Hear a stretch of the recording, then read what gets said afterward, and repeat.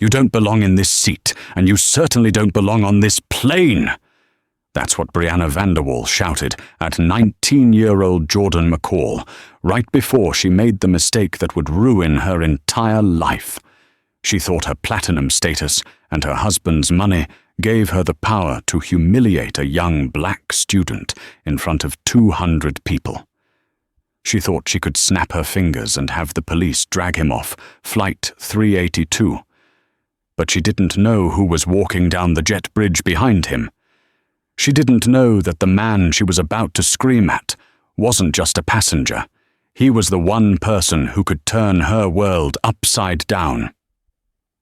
Sit down, buckle up, and get ready for the most satisfying flight of your life. This is the story of how entitlement met reality at 30,000 feet.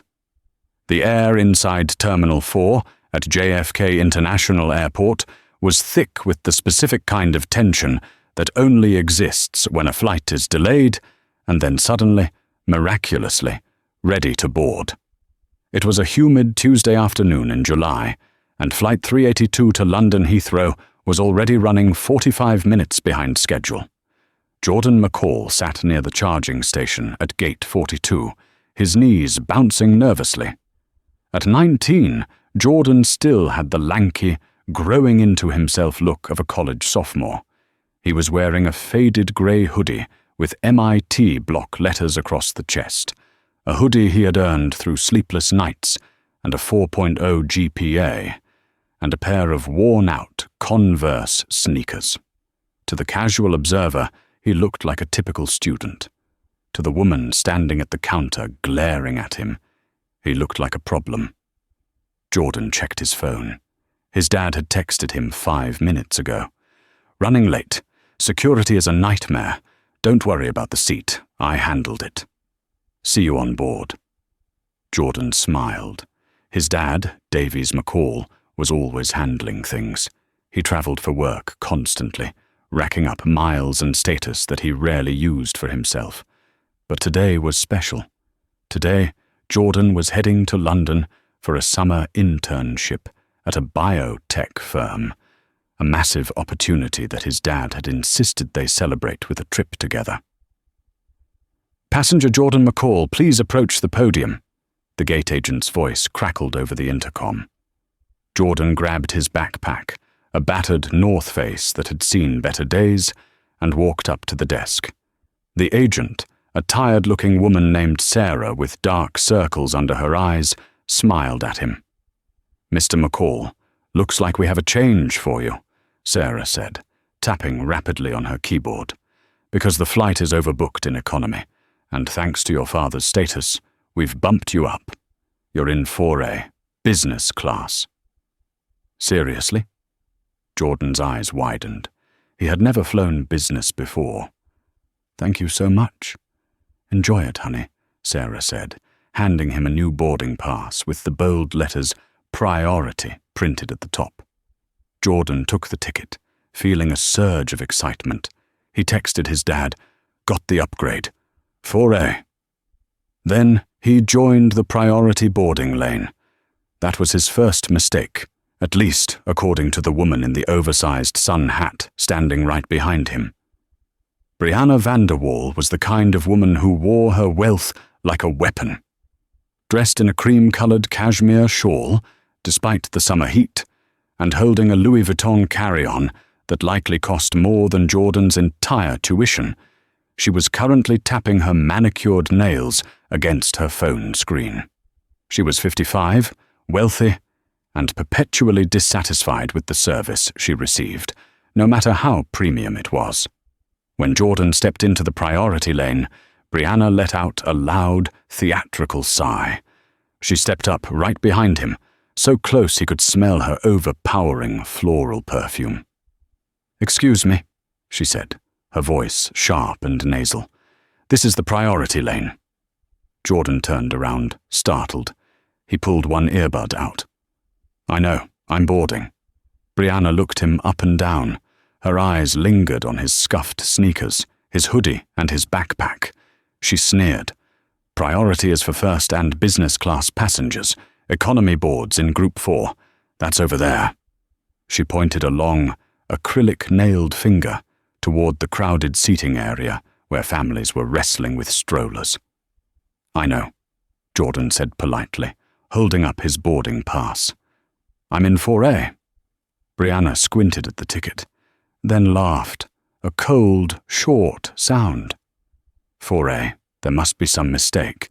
They don't just hand those seats out to students. It was an upgrade, Jordan explained, though he didn't know why he felt the need to explain himself to this stranger. My dad. Oh, an upgrade, she interrupted, rolling her eyes. Right. Well, hurry up then. Some of us actually paid for our seats and would like to get out of this humidity. Jordan bit his tongue. Don't engage, he told himself. Just get on the plane.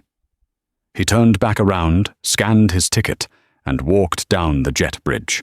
He could hear Brianna huffing behind him, complaining to the gate agent about the lowering of standards and letting just anyone in the cabin. When Jordan stepped onto the plane, the difference was immediate. The lighting was softer, the air cooler. A flight attendant named Jessica, a young woman with a tight bun and a polite smile, greeted him. Welcome aboard, Mr. McCall. 4A is right here on your left window.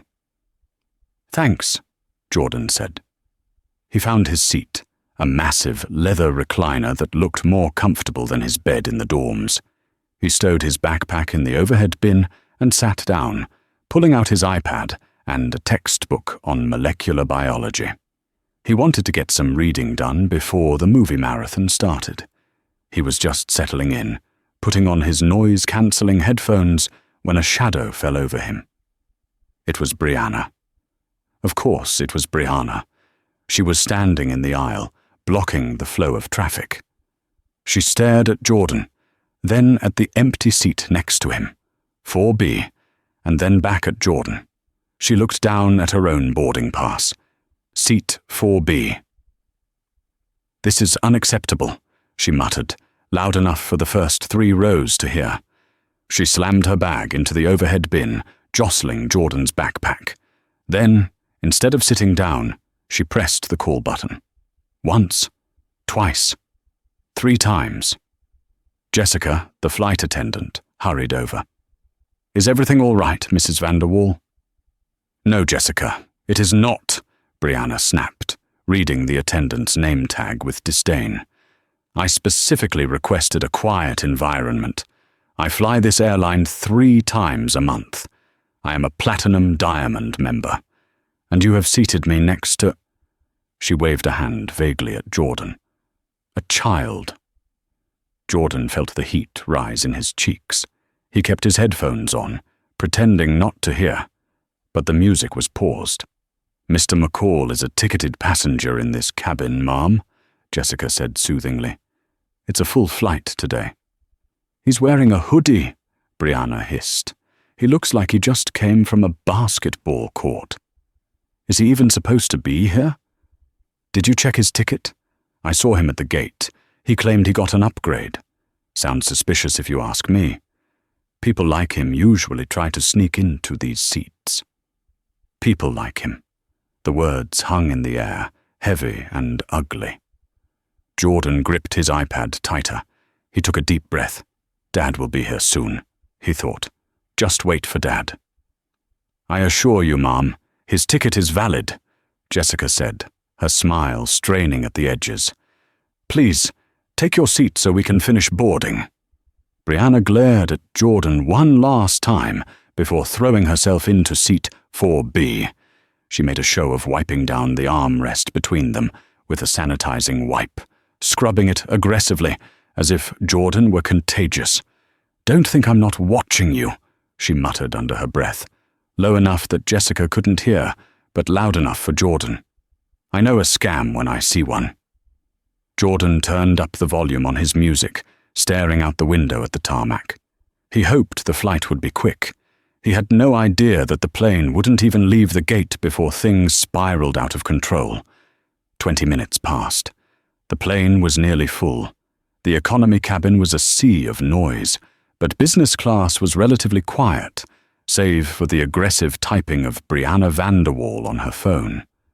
Jordan was trying to focus on his biology text. He had highlighted a section on enzyme kinetics when he felt a sharp jab in his ribs. He pulled his headphones down. "Excuse me?" Brianna was staring at him, her face flushed with anger. "Where is it?" "Where is what?" Jordan asked, confused. "My phone. I had it right here on the center console," she accused, pointing to the small drink table shared between their seats. "I put it down for 2 seconds to get my water bottle, and now it's gone." Jordan looked at the console. It was empty. "I haven't seen it, Mom. I've been reading." "Don't lie to me," Brianna snapped. Her voice was rising in volume, attracting the attention of the man in 3A and a couple across the aisle in 4C and 4D. It was an iPhone 15 Pro Max, gold case. It didn't just walk away. "Check your bag," Jordan suggested calmly. "Maybe it fell between the seats." "I have checked my bag," Brianna yelled. "You took it. I saw you looking at it earlier. You probably swiped it when I was reaching for my bag." "I didn't touch your phone," Jordan said firmly. He closed his iPad cover. "I have my own phone. I don't need yours." "Oh, I'm sure you have a phone," Brianna scoffed. "But probably not one like mine. Empty your pockets." The cabin went silent. The hum of the air conditioning seemed to vanish. "Excuse me?" Jordan asked, his voice dropping an octave. "You heard me. Empty your pockets." Brianna stood up now, looming over him in the cramped space. "I'm not taking off until I get my phone back. Flight attendant, flight attendant." Jessica came running back from the galley, followed by the purser, a tall man named Todd. "What is the problem here?" Todd asked, his voice authoritative. "This boy stole my phone," Brianna shrieked, pointing a shaking finger at Jordan. "I want him searched immediately. He's a thief." "I did not steal her phone," Jordan said, looking Todd in the eye. "I've been sitting here reading the entire time. I haven't moved." Todd looked at Brianna. "Mom, are you sure you didn't misplace it? Have you checked the side pockets of the seat?" "I am not an idiot," Brianna yelled. "I know where I put it. He took it. Look at him. Does he look like he can afford a business class ticket? He probably stole the upgrade too." "Mom, please lower your voice," Todd said, glancing nervously at the other passengers. "Accusations of theft are very serious." "I want the police," Brianna declared, crossing her arms. "I want the police on this plane right now. I am not flying with a criminal sitting next to me. I feel unsafe. He's aggressive." Jordan almost laughed. He was sitting with his hands in his lap, pressed against the window to get as far away from her as possible. "Aggressive? I haven't done anything." "He's giving me threatening looks," Brianna lied, playing to the crowd. She turned to the couple in 4C. "You saw him, didn't you? Eyeing my purse?" The woman in 4C looked uncomfortable and looked away. I wasn't really watching." "See, he's terrorizing the cabin," Brianna cried. Todd looked at Jordan. He was in a difficult position. Brianna Vanderwall was a frequent flyer, a high-value customer, according to the manifest. Jordan was an upgrade with a student profile. In the corporate calculus of the airline industry, Brianna's complaints carried weight, even if they were absurd. "Sir," Todd said to Jordan, his tone shifting slightly. "Do you mind just checking around your seat? Just to be sure." "I checked," Jordan said. "It's not here." "Could you stand up, please?" Todd asked. "Just so we can look under the cushion?" Jordan felt a knot of humiliation tighten in his stomach. Everyone was watching. The man in 3A was filming with his phone. If Jordan refused, he looked guilty. If he complied, he was being treated like a criminal. "Fine," Jordan said. He unbuckled his seatbelt and stood up. He patted his hoodie pocket. "See? Just my phone. And my wallet." Todd leaned over and checked the seat crevices. He checked the floor. He checked the magazine pouch. "It's not here," Todd said, standing up. "He hid it," Brianna insisted. "He probably put it in his backpack. Search his bag." "I am not letting you search my bag," Jordan said, his voice hard now. "That's my private property. You have no right." "He's hiding it!" Brianna screamed triumphantly. "If he had nothing to hide, he'd show us. Todd, call the captain. Call the police. I want this thug off the plane." Todd looked at Jessica. They were losing control of the cabin. Passengers in economy were craning their necks to see what was happening. "Sir," Todd said, "if you just open the bag, we can resolve this quickly." "No," Jordan said. "I didn't steal anything. I'm not going to be humiliated because she lost her phone." "Then I have no choice," Brianna said, pulling out a second phone, a work phone, from her bag. "I'm calling 911. I'm reporting a theft and a hostile passenger." "Ma'am, you can't make calls right now," Jessica said. "Watch me," Brianna hissed. She dialed. "Hello? Police? Yes, I'm on flight 382 at the gate. There is a man here who has stolen my property and is behaving aggressively. I am afraid for my safety. He's refusing to cooperate with the crew. Yes. Seat 4A. Please hurry." She hung up and smirked at Jordan. "Game over, kid." Jordan sat back down, his heart pounding. He looked at his phone, a text from his dad. "Just cleared security. Running to the gate. Hold tight." Jordan texted back. "Hurry, please." She called the cops on me. The delay lengthened. The pilot, Captain Anderson, came over the PA system. "Folks, we have a minor passenger situation in the forward cabin. We're asking for your patience while we resolve it. We hope to be underway shortly." A collective groan went through the plane. In business class, the atmosphere was poisonous. Brianna sat with her arms crossed, staring straight ahead, a look of smug satisfaction on her face. Jordan stared out the window, fighting back tears of frustration. He had worked so hard to get where he was, to get into MIT, to get this internship, and in 5 minutes, this woman had reduced him to a stereotype. 10 minutes later, the heavy door of the plane opened. 2 Port Authority police officers walked onto the bridge. "Where is he?" one of the officers asked Todd at the door. Todd pointed to 4A. "The woman in 4B claims he stole her phone and became hostile." The officers, Officer Miller and Officer Gomez, walked down the aisle. They were imposing figures, weighed down by tactical vests and belts full of gear. "Sir," Officer Miller said, stopping at Jordan's row. "We've had a complaint." Jordan looked up. "I didn't do anything. She lost her phone and blamed me." "He refused to let them search his bag," Brianna piped up. "He's hiding it." "Is that true?" Officer Gomez asked. "Did you refuse a search?" "It's my private bag," Jordan said. "I have rights. I didn't steal anything." "Sir, if you have the phone, just give it back and we can handle this civilly," Miller said, his hand resting near his belt. "If we have to take you off the plane, you will be arrested for theft and interfering with a flight crew. That's a federal offense. You'll lose your flight and you'll likely be banned from the airline." "I don't have it," Jordan insisted, his voice cracking slightly. "Then stand up and grab your bag," Miller commanded. "We're going to have to escort you off the plane to sort this out. We can't hold the flight up any longer." "You can't do this," Jordan said. "My dad is on his way. He's boarding any second." "We can sort that out on the jet bridge," Gomez said. "Let's go." "Now." Brianna let out a cruel little laugh. "Tell your daddy to pick you up at the precinct, if he even exists." Jordan stood up, shaking. He grabbed his backpack. He felt the eyes of everyone on him. The judgment, the assumption of guilt. He walked into the aisle. "Turn around," Miller said. "Hands behind your back." "What?" "No." Jordan stepped back. "I'm coming with you. Why do you need to cuff me?"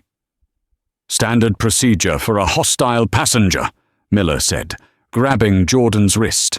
"I'm not hostile," Jordan yelled, pulling his arm away. "Resisting," Miller shouted.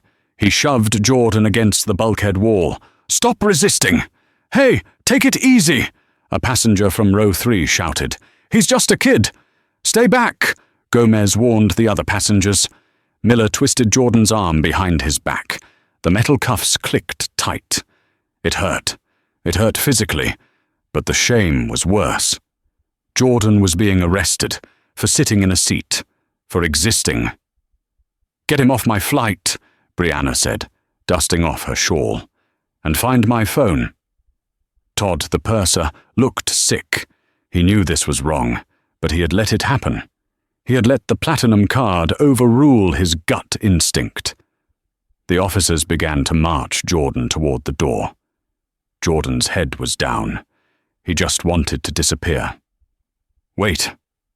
The voice came from the front of the plane. It wasn't loud, but it was incredibly deep and resonated with a power that stopped the officers in their tracks. Standing in the doorway of the plane, blocking the exit, was a man. He was tall, 6'3", wearing a bespoke navy suit that cost more than Brianna's entire wardrobe. He had a briefcase in one hand and a boarding pass in the other. His face was calm, but his eyes were burning with a cold, terrifying fury. He looked at the officers. He looked at the handcuffs on Jordan. He looked at Brianna. "What?" Davies McCall asked, his voice deadly quiet. "Do you think you are doing with my son?" The silence that fell over the cabin was absolute. It was the kind of silence where you could hear the hum of the avionics and the nervous breathing of the flight crew. Officer Miller paused, holding Jordan by the arm. He looked at the man blocking the doorway. There was an air of authority about Davies McCall that made the police uniform feel like a Halloween costume. "Sir, step aside," Officer Miller said, though his voice lacked its previous conviction. "We are conducting a police operation. You are arresting a 19-year-old honors student for sitting in a seat I paid for," Davies said. He didn't move an inch. He stepped fully onto the plane, forcing the officers to step back into the galley area. "Uncuff him. Now." "Who do you think you are?" Brianna shouted from her seat. She craned her neck to see. "Officer, arrest him too. He's obstructing justice. That's probably the father. The apple doesn't fall far from the tree." Davies's eyes shifted to Brianna.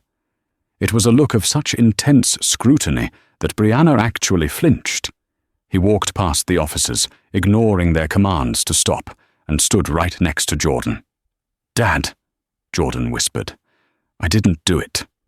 She said I stole her phone." "I know you didn't, Jordan," Davies said softly. He looked at the cuffs. Then he looked at Todd, the purser. "You," Davies said, pointing at Todd. "You allowed this. You let a passenger dictate security protocols based on a baseless accusation?" "Sir, the lady insisted," Todd stammered. "She's a Platinum Diamond member." Davies let out a dry, humorless chuckle. "Platinum Diamond. I see." He reached into his inner suit pocket. Officer Gomez put his hand on his taser. "Sir, hands where I can see them." "Relax, officer," Davies said smoothly. "I'm getting my identification and my business card. You're going to need it for your report." He pulled out a sleek, black leather wallet and extracted a heavy metal card. He handed it to Todd. Todd took the card. He looked at it. His face went pale. All the blood drained from his cheeks, leaving him looking like a ghost. He looked up at Davies, his mouth opening and closing like a fish. "Ah, yeah. Read it," Davies said calmly. "Read the name and the title." Todd swallowed hard. "Davies McCall, Senior Partner, Sterling and Cromwell International Law, and... Todd squinted at the bottom logo. Member of the Board of Directors, Skyline Airways. Brianna froze. The officers exchanged a glance. Davies McCall wasn't just a lawyer. He was on the board of directors for the very airline they were sitting on. He was one of the people who signed the paychecks. He was the boss's boss's boss. "That's right," Davies said. "I was flying to London for a board meeting regarding our European expansion. I decided to bring my son along to celebrate his internship. And instead of a celebration, I walk in to find my airline, shackling him like a felon because a woman lost her phone." He turned to the officers. "Officers, you have arrested a passenger without evidence, without a warrant, and based solely on the hearsay of a woman who, judging by her behavior, is intoxicated with entitlement. If you do not remove those handcuffs in the next 5 seconds, I will have the General Counsel of the Port Authority on the phone before you can say lawsuit." Officer Miller uncuffed Jordan so fast the keys jangled. "Sir, we were just following the report provided by the crew." "We'll discuss the crew's competence later," Davies said, putting a protective hand on Jordan's shoulder. "Right now, we are going to solve the mystery of the missing phone." He walked down the aisle to seat 4B. Brianna was shrinking into a seat. She looked like a deflated balloon. "Mrs. Vanderwall, is it?" Davies asked, glancing at the manifest screen that Todd had left open on the wall mount. I know my rights," Brianna stammered, though her voice was trembling. He looked suspicious." "Suspicious?" Davies repeated. "Because he's young? Because he's black? Or because you simply couldn't conceive that he deserved to sit next to you?" "My phone is gone," Brianna insisted, trying to regain her ground. "That is a fact." Davies looked at the seat. He looked at the gap between the center console and the seat cushion. It was a tight squeeze. "Did you check the sliding track?" Davies asked Todd. "The business class seats on the 777-300ER have a notorious gap near the reclining mechanism. It's a design flaw we're currently fixing." Todd shook his head. I checked the cushion." Davies reached down. He didn't just feel around. He popped the plastic side paneling loose with a practiced snap. He knew exactly how these seats were built because he had approved the budget for them. He reached into the mechanical guts of the chair and pulled out an iPhone 15 Pro Max in a gold case. He held it up. The screen lit up with a notification. Message from hubby. "Stop spending so much money." "Is this your phone?" Davies asked, holding it out. Brianna stared at it. Her mouth opened, but no sound came out. "I asked you a question," Davies said, his voice thundering now. "Is this your phone?" "Yes," she whispered. "So," Davies turned to the cabin, addressing everyone. "My son didn't take it. It slipped down the side of the seat because you were careless. And instead of looking thoroughly or accepting help, you decided to ruin a young man's life." I made a mistake," Brianna muttered. "I'm sorry." "Sorry?" Davies laughed. "You had him handcuffed. You humiliated him." Davies turned to Todd. "Purser, what is the protocol for a passenger who verbally assaults another passenger, makes false police reports, and delays a flight by 45 minutes? Todd straightened up, sensing a chance to save his own job.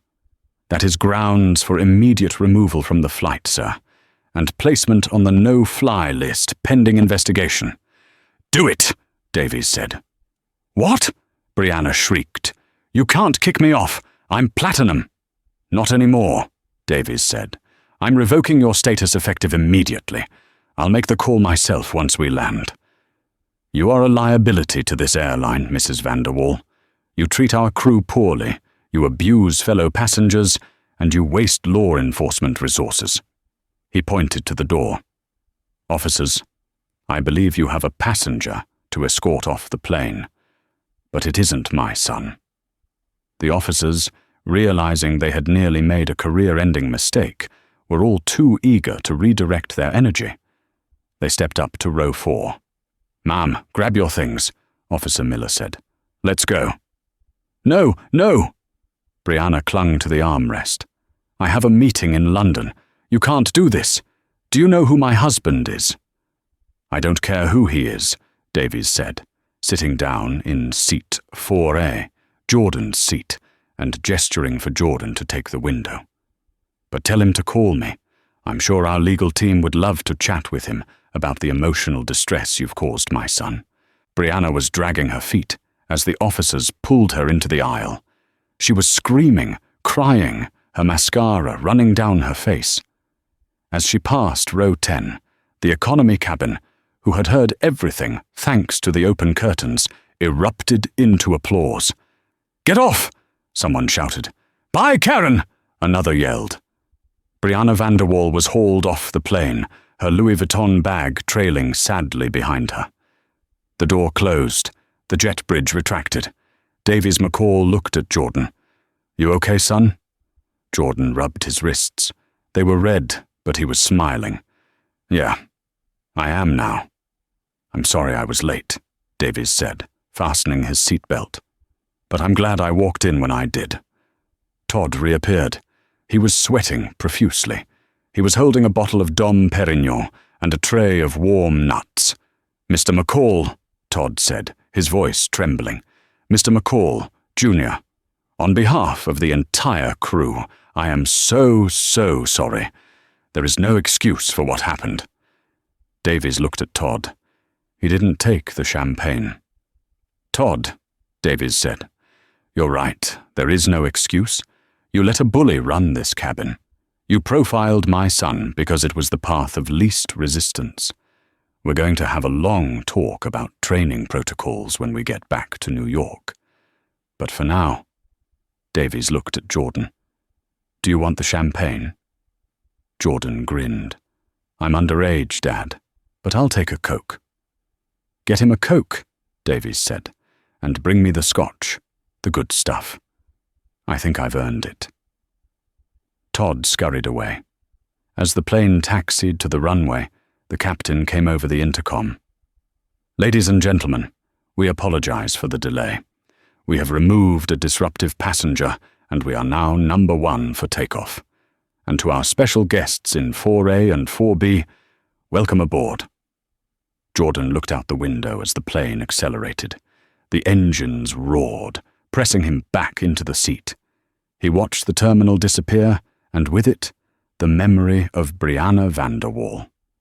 She was probably in a holding cell right now, or at least standing at the curb, banned from the only airline that flew direct to London, explaining to her husband why she was coming home.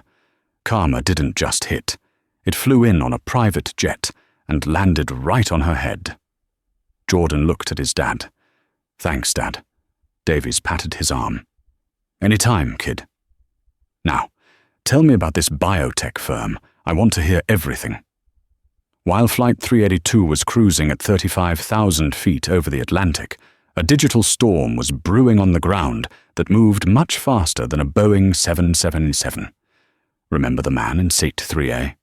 His name was Sam Miller, a 24-year-old tech blogger with a modest following of about 15,000 subscribers. He hadn't just recorded a few seconds of the incident.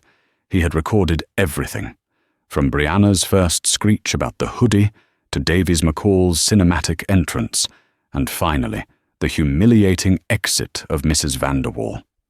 Sam didn't wait to land to upload it. He used the in-flight Wi-Fi. He titled the video, entitled, "Karen Tries to Arrest CEO's Son on Flight 382, Instant Regret." By the time Jordan was eating his dinner, a seared salmon dish the crew had brought him with apologetic, trembling hands, the video had 50,000 views. By the time Jordan fell asleep 2 hours later, it had hit 2.5 million. The internet does not forgive, and it certainly does not forget. Viewers dissected every frame. They identified Brianna's Louis Vuitton bag, limited edition 2021 collection. They zoomed in on her wedding ring, but most importantly, they fell in love with Jordan's calm demeanor and Davies's ruthless defense of his son. While the McCalls slept peacefully in the sky, Russian Flight 382 began trending on Twitter, X. Back at JFK, Brianna Vanderwall was currently sitting in a stark, fluorescent-lit office within the Port Authority precinct. She had been released without charge for the moment, as the airline hadn't officially filed the interference paperwork yet, but she was barred from re-entering the secure area. She was furious. She pulled out her phone, the same iPhone 15 Pro Max that had caused all this trouble, and dialed her husband, Richard Vanderwall. Richard was a hedge fund manager at Vanderwall and Associates on Wall Street, a man who valued discretion above all else. "Richard," Brianna sobbed into the phone, "you have to sue them. They kicked me off. They humiliated me. That man, that lawyer, he threatened me." Richard's voice on the other end was ice cold. "Brianna, where are you?" "I'm at the airport. Come pick me up and call our lawyers." "I don't think I can do that, Brianna," Richard said. "Have you checked the news?" "What? No, I've been dealing with these incompetent police officers." "Check the news," Richard said. "And then don't come to the office. Go to the Hamptons house. Stay there. Do not talk to the press."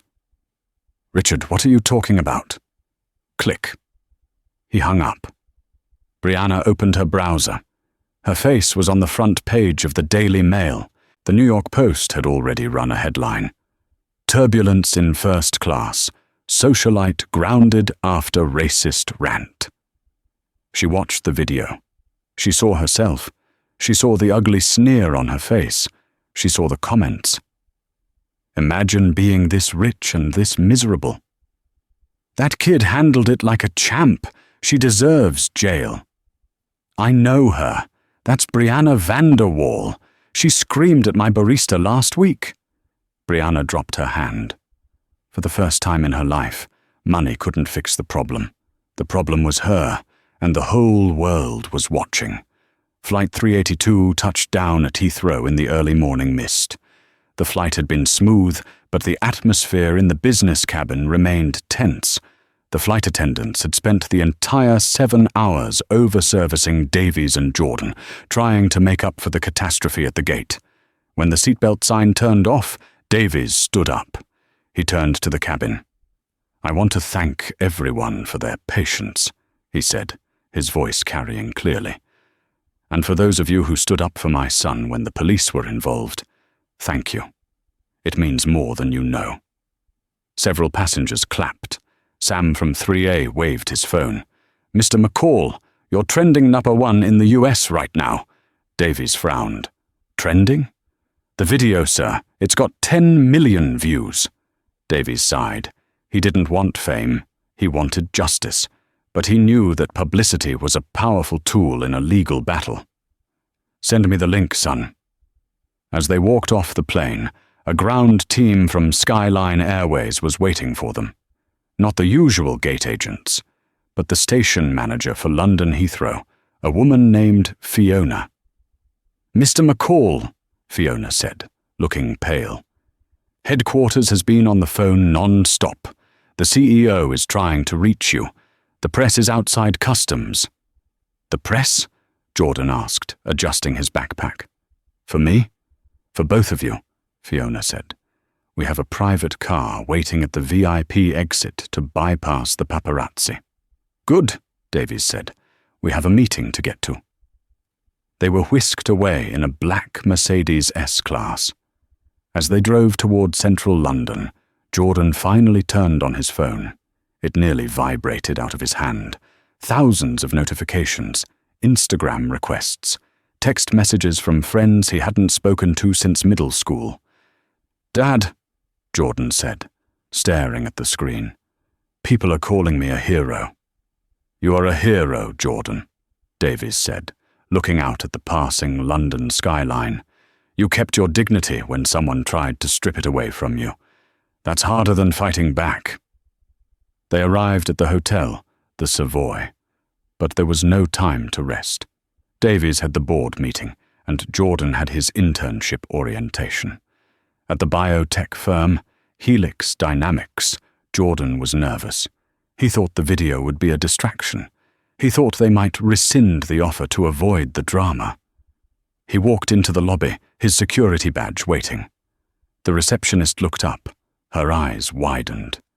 "You're him," she whispered. Jordan braced himself. "Yes, I'm Jordan." "Good for you," she said, giving him a thumbs up. "The director is waiting for you." Jordan walked into the orientation room. The other interns were there. They went silent. Then a girl named Chloe started a slow clap. The others joined in. It wasn't mocking. It was genuine respect. Jordan McCall wasn't just the new intern. He was the guy who stared down a Karen and won. Meanwhile, across the city, Davies McCall walked into the Skyline Airways boardroom. The mood was funeral somber. "Davies," the CEO, Arthur Sterling, said, standing up. We saw the video." "I should hope so," Davies said, placing his briefcase on the table. "Because we have a problem, Arthur. A systemic one." "We've already issued a public apology," Arthur said quickly, "and we've fired the gate agent." "The gate agent?" Davies slammed his hand on the table. "The gate agent didn't call the police, Arthur. The gate agent didn't handcuff my son. The system failed. The culture failed. You have flight crews who are so afraid of platinum passengers that they will violate federal law to appease them." Davies pulled out a file. "I want a full audit of all passenger discrimination complaints from the last 5 years. I want the crew of Flight 382 retrained or terminated, depending on their record. And Mrs. Vanderwall, I want her banned for life, not just from Skyline. I want us to push for her to be on the FAA no-fly list." "That's aggressive," Arthur noted. "They put my son in handcuffs," Davies said, his voice dropping to a whisper that was louder than a scream. "Aggressive is the starting point." 2 weeks later, back in New York, the initial viral fame had died down, as internet cycles usually do, but the legal machinery was just getting started. Davies McCall didn't just let it go. He sued. He filed a civil suit against Brianna Vanderwall for defamation, emotional distress, and false imprisonment. He also filed a suit against the Port Authority for excessive force and profiling. The discovery phase of the lawsuit against Brianna was where the real drama happened. Davies's legal team, led by a shark of a litigator named Sarah Jenkins, requested Brianna's phone records and past travel history. Brianna's lawyers fought it, claiming privacy, but the judge, who had seen the video, overruled them. What they found was shocking. Brianna Vanderwall had made 14 complaints to airlines in the last 3 years. In 2022, she demanded a flight attendant be fired because her Diet Coke was warm. In 2023, she called security on a Hispanic man in first class because he looked like a drug dealer. He was a heart surgeon. She had a history of weaponizing the police against service workers and minorities. This wasn't a one-time mistake. It was a pattern. The deposition was scheduled for a rainy Tuesday in Manhattan. Brianna arrived wearing dark sunglasses and a scarf, trying to hide her face. She looked thinner, haggard. The social exile had been brutal. The Hamptons Country Club had revoked her membership. Her friends had stopped calling. Even her charity galas had uninvited her. She sat across from Davies and Jordan. She refused to look at them. "Mrs. Vanderwall," Sarah Jenkins asked, "on the day in question, did you see Mr. McCall steal your phone?" I thought I did," Brianna mumbled. "Thought you did? Or did you assume he did because of his race and his clothing?" "I was stressed," Brianna snapped. "I was tired. It was a mistake." "A mistake that led to a young man in handcuffs," Sarah said. "Tell me, Mrs. Vanderwall, when you found the phone, did you apologize?" I don't remember." "The video shows you did not," Sarah said. The video shows you tried to play the victim until the very last second. Then came the bombshell. Sarah placed a document on the table. Mrs. Vanderwall, are you aware that your husband, Richard Vanderwall, is currently under investigation by the SEC? Brianna froze. What?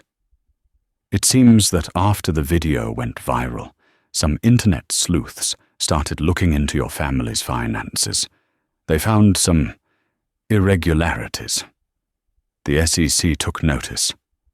Brianna's face crumpled.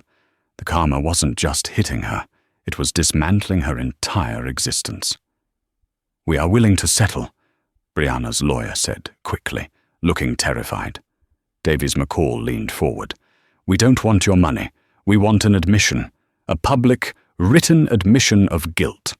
And I want you to fund a scholarship, the Jordan McCall Scholarship for underrepresented students in STEM, $500,000. That's the price. Brianna looked at her lawyer. He nodded. She had no choice. If this went to trial, the jury would destroy her. Fine, she whispered. 6 months had passed since the incident on Flight 3822. But for the Vanderwall family, time hadn't healed any wounds. It had only allowed the infection to spread. The settlement agreement had been signed in a sterile conference room in Lower Manhattan. Brianna Vanderwall, once the queen of the Upper East Side social circuit, had sat in silence as she signed away a check for $500,000. It was the first installment of the Jordan McCall Scholarship for underrepresented students in STEM. But the money was the least of her problems. The true twist, the one that nobody saw coming, not even Davies McCall, was the Streisand effect.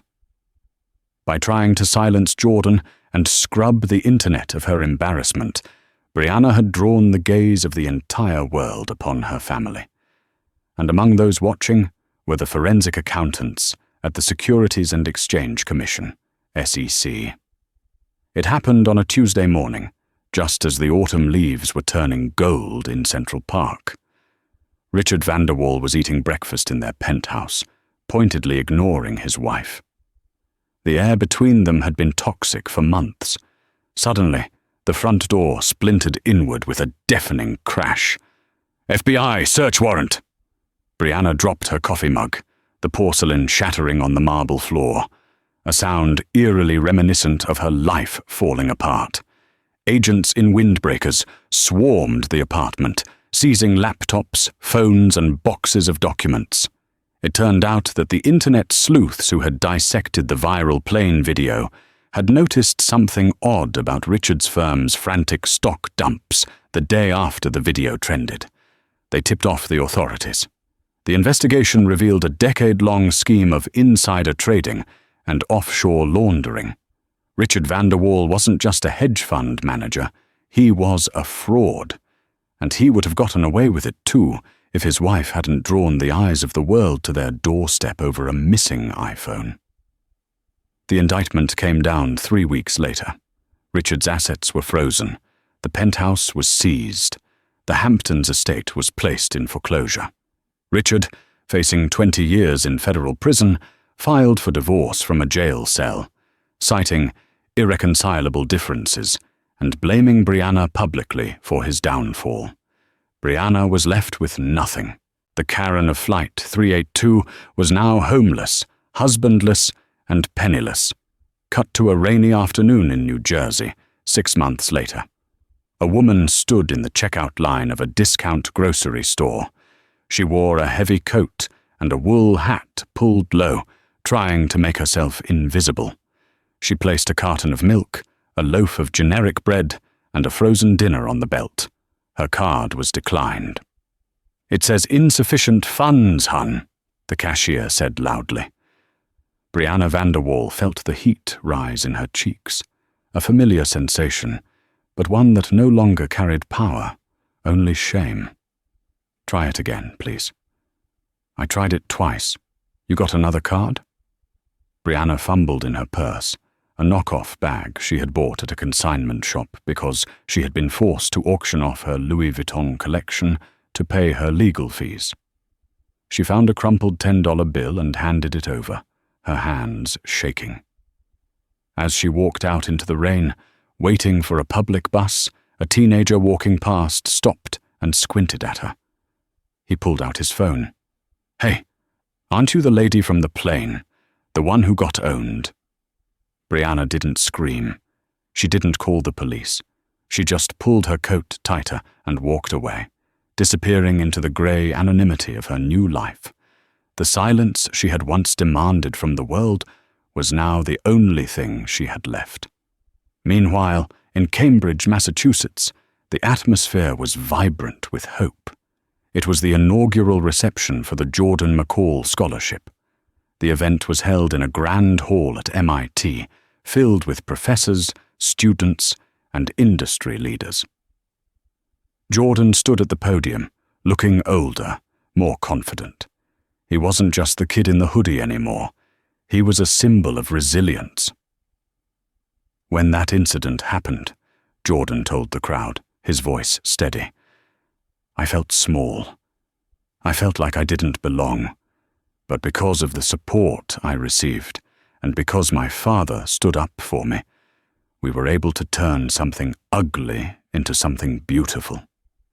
He gestured to the front row, where 5 nervous but excited high school seniors sat.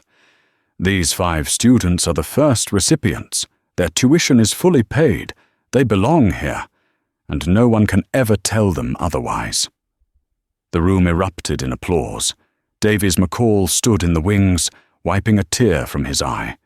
He had won many cases in his career, closed billion-dollar deals, and sat on prestigious boards. But nothing, absolutely nothing, compared to the pride he felt in this moment. After the ceremony, Jordan found his dad. "You ready for the next adventure?" "Always," Davies smiled. "Bags are packed." A week later, they were back at JFK Terminal 4. The same terminal, the same gate. But everything felt different. The staff recognized them immediately. The gate agent, a new hire named Emir, who had been trained under the new McCall protocols, beamed at them.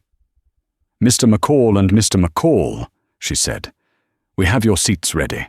And don't worry, we've double-checked the seat cushions." She winked.